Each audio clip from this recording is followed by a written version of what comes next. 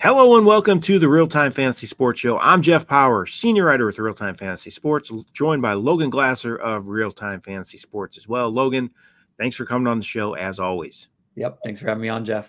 Logan, we are doing position previews. We've done first base, second base. We are now going to do the shortstop position for fantasy baseball this year. We were kind of talking before we came on here.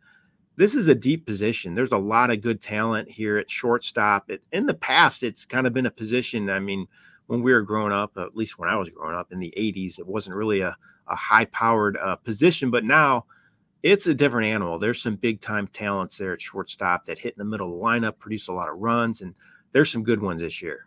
Yeah, shortstop is probably one of the most popular positions this year. There are 14 shortstops going in the top 100 ADP in draft. So there's a lot of shortstops, a lot of depth with that, but a lot are being drafted early.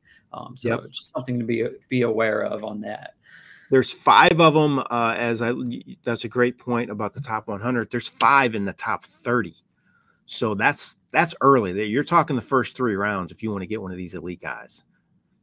They can be difference makers too, for sure. Yeah, and as you mentioned, there's a lot of elite guys with that. And most of them are pretty young as well. They are. It's going to be a young position moving forward with that, and as you mentioned, a lot of elite talent. Exactly. And if you want to get in any leagues here at RealTime Fantasy Sports, a lot of great options. We have our big contest, our Best Ball Championship.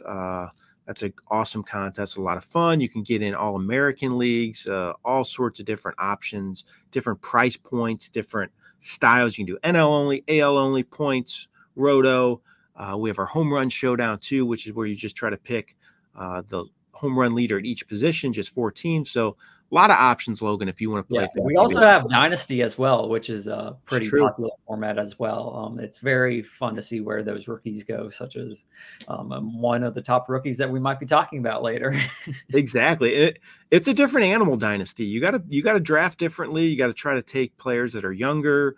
I mean, you can get value on guys that are older, but you got to kind of back that up later in drafts with some players in the minors. It's a lot of fun, though. It's a different strategy for sure.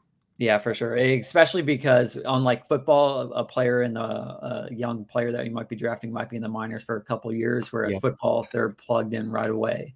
So there's definitely some risk taking a player that's younger a couple of years away. Exactly. Back in the day, I was friends with a guy who was in a league where they used to draft people who were in high school still. My goodness. Crazy. He used to wait 5 years to see if that pick pans out or not. Yeah, he used to have to really do his research there, but I thought that was interesting. We don't have the capability to do that here yet at RealTime Fantasy Sports. We're not adding high schoolers. But let's talk about this shortstop position now. So for every one of these previews, we've given you a target, a fade, a sleeper, and a rookie. So why don't you start, Logan, and give me your target at that shortstop position? Yeah, my target for shortstop is going to be Nico Hoer for Chicago Cubs with that. He's currently being drafted around 55 for his ADP, a huge ADP jump from last year to this year. He just has really solid overall. He has a high average, high on-base percentage. He scored 98 runs last year, but the category that he had a massive jump in was stolen bases, as several players had that. He went from 20 stolen bases to 43 stolen bases in this past year. And so you're going to get a guy that's going to be getting on base. He could be around 300 average, and he's going to put up 40 stolen bases. So sign me up for that. Yeah, for sure. He's a good, well-rounded player. He's young. He has a chance to have a really good season as well. I like that. So my target is one of those elite guys that we talked about at the top of this show, and that's Trey Turner. So I think he's going to have a monster season. He had a terrible start in Philadelphia's first year. He had just 247 in the first half, but he got it going. He had 292 in the second half of the season, 16 home runs. He was a top 5 pick last year, and now he falls into the second round of some drafts. His ADP is 12.69 as we speak. So you're talking really late first, early second round for a guy who was a top 5 pick last year. That's a monster in all 5 categories. I'm signing up for that all day, and I think he's just going to have a huge second year in Philadelphia as he got accustomed to it last year as the season went on. He really got it going, so I really like Turner a lot this year. All right, Logan, let's talk about the opposite end of things, a fade at the shortstop spot, somebody you're not too high on or you just don't think is worth the price tag.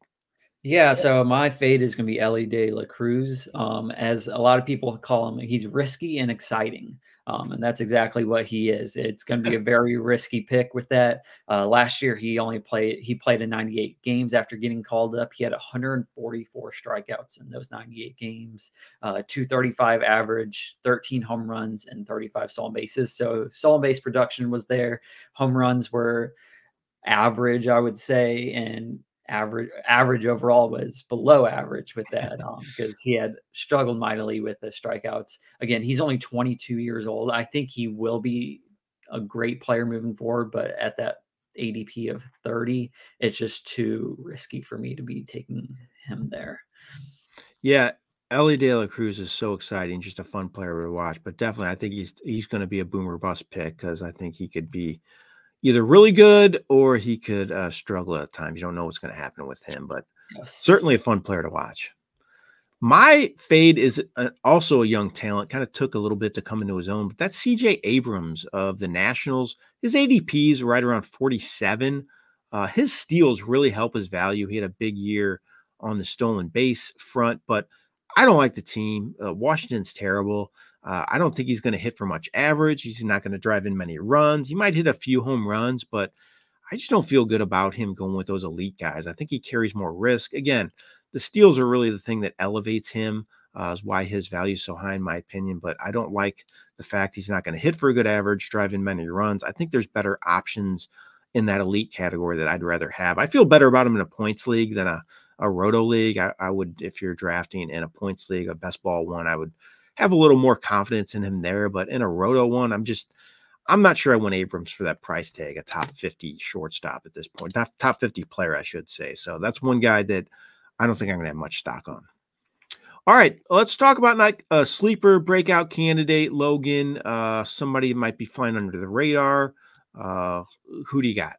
Yeah, so I'm going to be going with Ellie De La Cruz counterpart. And for breakout player, I'm going to go with Matt McLean. He has I second thought base. you were going to say I'm going to go with Ellie De La Cruz, and I'm going to say you going with his counterpart. Picture him as your breakout and fade, Logan. Across the diamond with that. Go ahead. I'm sorry, cutting you off. So he's very similar to Ellie De La Cruz, but he's going with an ADP of 60, and I think he puts up much better stats than him. So I think you're going to get a better player and much later with that. So last year he played in 89 games, similar to Ellie De La Cruz. In those 89 games, he had a 290 average. He had more home runs than Ellie De La Cruz. He had 16 and then 14 stolen bases. So this is a guy, he's young, 24. He's a counterpart. He's just going 3 rounds later than Ellie De La Cruz, but I think he puts up better numbers overall if you look at his stat line with that. So, and he's a much safer selection. So that's definitely a guy that I think will have a good breakout season and really will be the focal point of that Reds lineup. He gets eligibility at 3 positions, if I'm not mistaken, as well, which is a big plus, right? Yes. Yeah. Eligibility up to the positions, I believe, second shortstop and third base with that. Yeah, that's it's a huge advantage too. I agree. I love that in the best ball format, just to have that flexibility if somebody gets hurt. But overall, it's nice to have as well. I kind of like that for Mookie Betts this year because he qualifies at shortstop still and second and outfield. So yes, yeah, eligibility is actually a huge factor depending on what league, especially best ball, as you mentioned. Yeah, exactly. So my sleeper candidate is a guy who's old. Actually, he's not that old, in my opinion, but kind of didn't have a very good year last year, and that's Carlos Correa. But he is still a good player. He had 291 with 22 home runs just 2 years ago. Last year, he had a foot injury much of the season that hampered his production.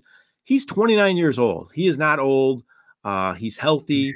He has a good track record, and his ADP is 254. You can get him for next to nothing. I mean, he goes undrafted in some leagues I've seen, and this is a guy that's hit 291 with 22 home runs just a couple seasons ago.